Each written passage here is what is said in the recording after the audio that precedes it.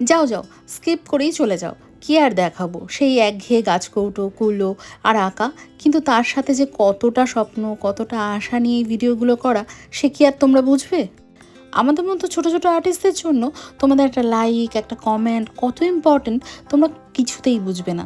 কারণ তোমাদের এই ছোট্ট একটা কমেন্ট, ছোট্ট একটা লাইক আমাদের আরও একটা নতুন কাজ, নতুন ডিজাইন করার ইন্সপিরেশন যোগায়।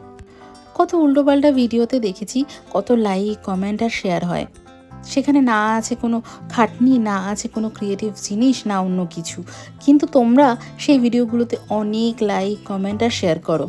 আর আমরা যারা প্রতিদিন খাটনি করে নতুন নতুন ডিজাইন তোমাদের সামনে শেয়ার করি, নতুন নতুন ভিডিও তোমাদের সাথে শেয়ার করি, তাদের কমেন্ট দেওয়ার তোমাদের প্রয়োজন মনে হয় না।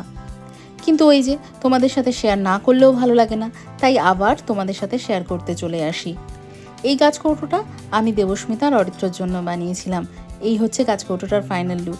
জানি এত অবধি কেউ দেখতে আসোনি, তবুও যদি দেখতে থাকো তাহলে প্লিজ একটা লাইক করো, একটা কমেন্ট করে দিও, আবার নতুন করে শুরু করার আশা জুগিও। এর থেকে বেশি আর কি বলবো বলো।